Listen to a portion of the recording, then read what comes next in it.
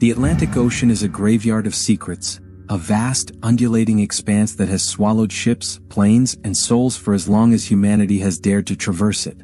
But usually when the ocean claims a victim, it leaves behind wreckage. It leaves behind a tragedy of shattered timber and twisted metal.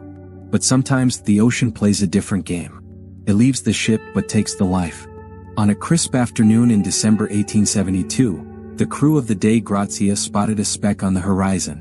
It was another ship, moving strangely, yawing back and forth with the wind, fighting the waves rather than riding them. As they drew closer, the silence became deafening. There was no one at the wheel. No one on the deck. Just the creaking of the rigging and the slap of the water against the hull. This was the Mary Celeste. And what was found, or rather what was not found, on that ship would spark a mystery that has haunted historians, sailors, and storytellers for over 150 years. This is not just a story of a ghost ship. It is a story of human fragility in the face of the infinite unknown. To understand the end of the Mary Celeste, we must first look at her beginning, for sailors are a superstitious lot, and many would say this ship was doomed from the moment her keel touched the water. She wasn't always the Mary Celeste. She was born in Nova Scotia in 1861, christened as the Amazon. And right from the start, the Amazon seemed to possess a dark gravity. Her first captain, Robert McClellan, fell ill and died just days after taking command. On her maiden voyage, she crashed into a fishing weir. Later, she collided with another ship in the English Channel, sending the other vessel to the bottom. After years of accidents, financial ruin for her owners, and a reputation as a rogue ship, she was wrecked, salvaged, and sold to American owners. They renamed her the Mary Celeste, perhaps hoping to wash away the bad luck of the Amazon. But a name change cannot alter the soul of a ship. The year is 1872. The Mary Celeste is now docked in New York City, undergoing extensive renovations. She is commanded by Captain Benjamin Briggs, a man of staunch reputation, a devout Christian, and a teetotaler.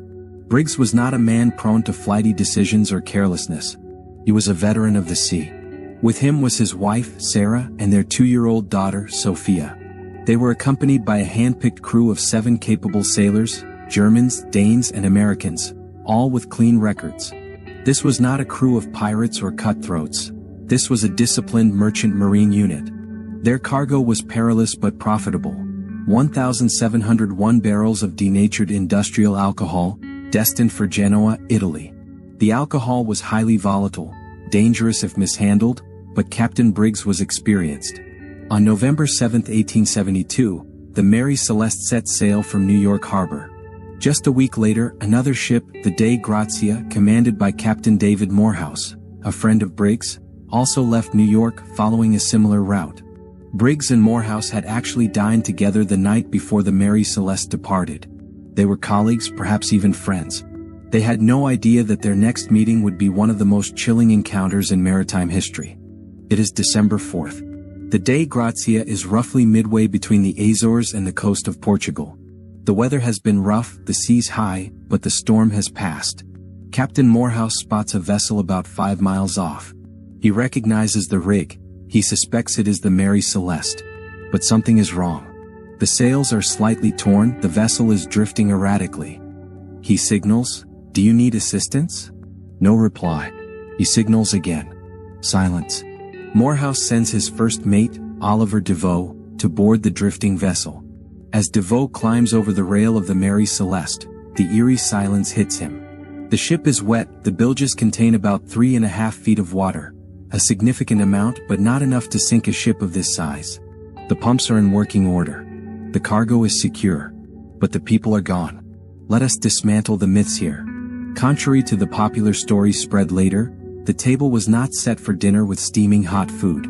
There was no cat sleeping on the bed. However, the reality was just as unsettling. The crew's belongings were still in their quarters. Pipes, tobacco, rain gear, the things a sailor would grab in a panic, were left behind. In the captain's cabin, Sarah's sewing machine stood still. A small impression on the bed suggested where a child had slept. The ship's single lifeboat was missing, and the binnacle housing the ship's compass had been smashed and shifted. The sextant and chronometer were gone, implying the captain took them to navigate. They had left, and they had left in a hurry. But why? The ship was floatable. The weather was clearing. Why abandon a safe ship for a tiny fragile lifeboat in the middle of the Atlantic? The Dei Grazia crew split up, sailing both ships into Gibraltar to claim the salvage rights. But instead of a payday, they found themselves the subjects of a witch hunt. The Attorney General of Gibraltar, Frederick Solly Flood, was a man who loved a conspiracy. He could not believe that a crew would abandon a seaworthy ship without foul play. He suspected the crew of the Dei Grazia of treachery. Had they boarded the Mary Celeste, murdered the crew, and claimed the salvage? Or was it an inside job? Did the crew of the Mary Celeste get drunk on the cargo and mutiny? Flood ordered an examination of the ship. He found what he claimed were bloodstains on the captain's sword and on the rail of the ship. He found a deep gash on the bow, which he argued was evidence of a collision or an attack. The press went wild. Mutiny, piracy, murder on the high seas. But science, even in 1873, had answers. The blood on the sword turned out to be rust. The stain on the rail? Red paint. The gash on the bow was normal wear and tear from the waves. There was no evidence of violence. No signs of a struggle. The alcohol barrels were checked. Only 9 were empty, and they were made of red oak, which is more porous than white oak, suggesting leakage, not theft. The theory of a drunken mutiny collapsed as the alcohol was denatured, poisonous to drink. The court eventually awarded the salvage money to the Dei Grazia, but it was a fraction of the value, and they remained under a cloud of suspicion for the rest of their lives. If the facts were strange, the fiction was stranger. In 1884, a young doctor named Arthur Conan Doyle, years before he created Sherlock Holmes, wrote a short story titled J. Habakkuk Jeffson's Statement. It was presented as a survivor's account of the Mary Celeste. He misspelled the name, a mistake that persists to this day. In his story there were evil passengers, murders, and dramatic escapes. The public, hungry for a solution, conflated Doyle's fiction with reality. This is where the myths of the warm tea and half-eaten breakfast came from. It was Doyle who cemented the Mary Celeste as a supernatural puzzle, moving it from a maritime tragedy to a ghost story. Later theories became even more outlandish. Attacks by giant squids, abduction by aliens, or the crew stumbling upon the lost continent of Atlantis. So, if we strip away the aliens and the pirates, what are we left with? Modern historians and scientists have narrowed it down to 2 plausible scenarios, both terrifying in their own right. The first is the seaquake, or waterspout theory. The Atlantic near the Azores is seismically active. A sudden underwater earthquake could have caused the ship to shake violently, displacing the cargo and panicking the crew. Similarly, a waterspout could have created a low-pressure vacuum, sucking water into the hold and making the captain think the ship was sinking faster than it was. But the most compelling theory is the pressure explosion theory. Remember the cargo, industrial alcohol. 9 barrels were empty. It is highly possible that these barrels leaked, filling the hold with noxious, explosive fumes. In the heat of the Azores, the pressure built up. Perhaps there was a small flare-up, a pressure explosion, that blew the hatch covers off, which were found lying on the deck, not secured. Captain Briggs, smelling the fumes and seeing the smoke, may have believed the ship was about to explode. He ordered everyone into the lifeboat, trailing it behind the ship on a long rope, the peak halyard, which was found frayed and broken. He intended to wait at a safe distance to see if the ship would blow. But then tragedy struck. A sudden gust of wind filled the Mary Celeste's sails. The heavy ship surged forward. The rope snapped.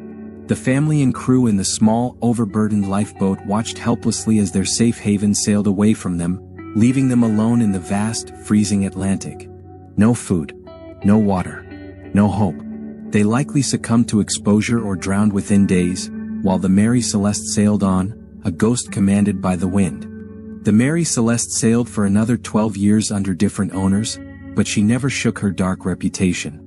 She was eventually wrecked deliberately in a fraud scheme off the coast of Haiti in 1885. The ship is gone, rotting beneath the coral, but the mystery remains. The story of the Mary Celeste is not a story of monsters or ghosts. It is a story of a split-second decision. A decision made by a father trying to protect his family, a captain trying to save his crew. It is a tragedy of timing. If they had stayed on board for just an hour longer, they would have lived.